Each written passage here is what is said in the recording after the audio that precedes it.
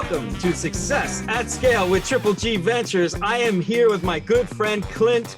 We met back at Berklee many moons ago, and now we're here together hanging out, talking Berklee life, success at scale. Here we are. So, Clint, without further ado, tell us about you. With you, I'm humbled and honored to be here, Gregg. You've been an inspiration, followed our dreams and paths, and now I feel like I'm an entrepreneur, an educator, a musician, or a business guy, innovator. I'm just improvising. I think music school, especially Berklee, provided me with a jazz and pop background, provided me the opportunity to just be able to be nimble and improvise as I go along. So I've been working on various initiatives. Right now, I'm working between the Middle East and India, but it's been a fantastic journey, and I'm blessed for that. Clint, you are now Berklee College of Music Senior Managing Director, Global Engagement, Middle East, and India. Oh my goodness, that's quite a title. Well, What does that mean? What are you doing these days? What are you up to? well, I've been Berkeley's grown so much. Berkeley started as this little school that was on Mass Ave. It could have been anywhere in the world with these fantastic musicians coming from all over the place, and it kind of became this mecca, this ecosystem that musicians could come. It's like a buffet. You come there and you can choose what you want to eat. But if you come thinking you're only gonna get Chinese food, you're not. You're gonna get Indian food and some Italian and everything in between, some Ethiopian food for all I care. It's all good stuff. It's just a matter of understanding the carbs and understanding the nutritious food. If you go and eat all the carbs first, you're going to be full and leave and not get full value of what you paid for. So with music, I think it's so important to understand where everything is, where the music began, learn from the history, the present, and the future, and look towards the future. And I've seen Berklee grow tremendously from the Valencia campus, which is in Valencia, Spain, to now having a center in Abu Dhabi, the Berklee Indie Exchange, and students are coming from over 109 countries, I believe. So it's a pretty solid global space, and it happens to be in Boston. And under the leadership of President Roger Brown, the school has gotten to be one of the most prestigious preeminent schools of music in the world.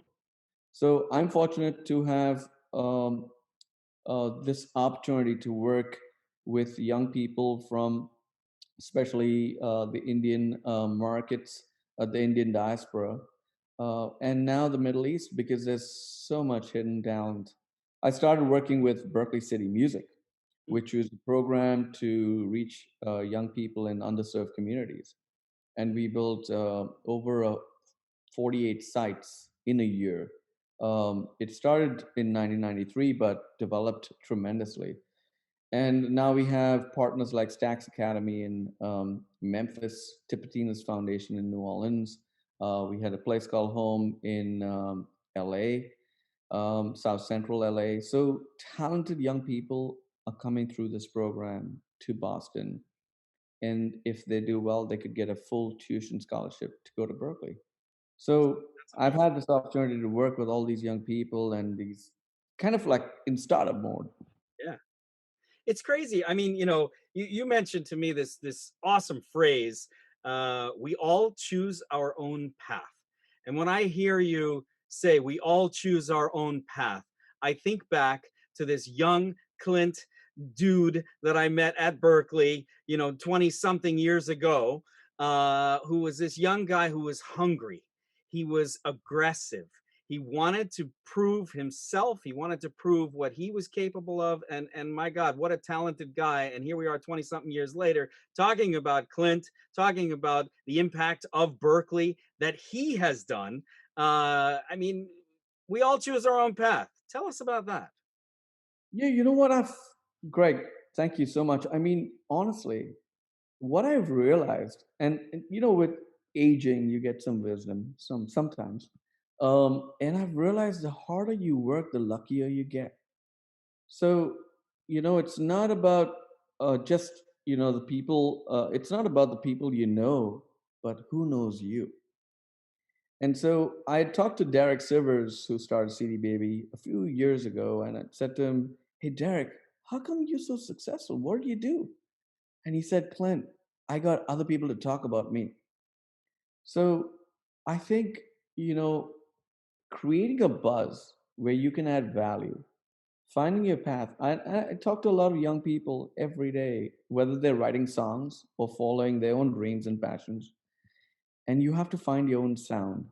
What is your sound? What is the value that you bring to a situation, whether you're in business or in politics or you're a musician or an entrepreneur? What is that differentiating factor that you bring to the table? And I had to find my own differentiating factor. Let me ask you this. Doesn't that tie back to this thing called creativity that runs through music? Creativity runs through business. It runs through politics. You have to be a creative individual, and that's something that struck me about you. Yeah, you're absolutely right. I realized that I thought, when I was younger, I'd be a musician and I'm so creative. Oh my God, I love this. This drives me. I wanted to sit at night and just play and sequence music and forget about parties and girls and all that stuff. It was more about like, let's make music. This is my drive. This is my jam. But as I got older, and then I worked with the American Federation of Musicians after graduating from Berklee, because I had to get a green card. And I was like, what do I do? I saw ads for paying $60,000 to work at BMW as a car salesman. Or do I still follow my musical dream? And I went worked with the American Federation of Musicians, and I said to them, you know what? You have to pay me to come and work. I'm not going to come and do a free internship. I was that crazy, um, and they said yes. And so I started working there, and I realized, wow, I love this business thing too. This business thing is really creative. Like you can, you know, I was a booking agent, and I'd get calls for a bar mitzvah or a wedding, and what I realized was the brides sometimes or the grooms they did not know what they wanted. So I'd sell them what I had. Like if I didn't have a Chinese musician, I'd sell them a steel drum player, tell them, hey, this would be so cool for your wedding to be very different than all the other GB bands that play at weddings. And sometimes they'd go for it. So I felt that I was being creative there and working with them, to kind of build the ideal wedding that they wanted. I worked with Rafnelli Events. So then I decided to go do an MBA because I wanted to work on that creativity, work on the entrepreneurship, understand assets and liabilities, because we were musicians who was thinking about accounting. And that's what opened my mind to think about, how can you create opportunity? And once you're doing it, you get good at it. It's that gut feeling, right? We say a gut feeling. It's actually a repository of information that stays with you like a hard drive, and you go to it when you need information which is relevant to whatever's going on at that time.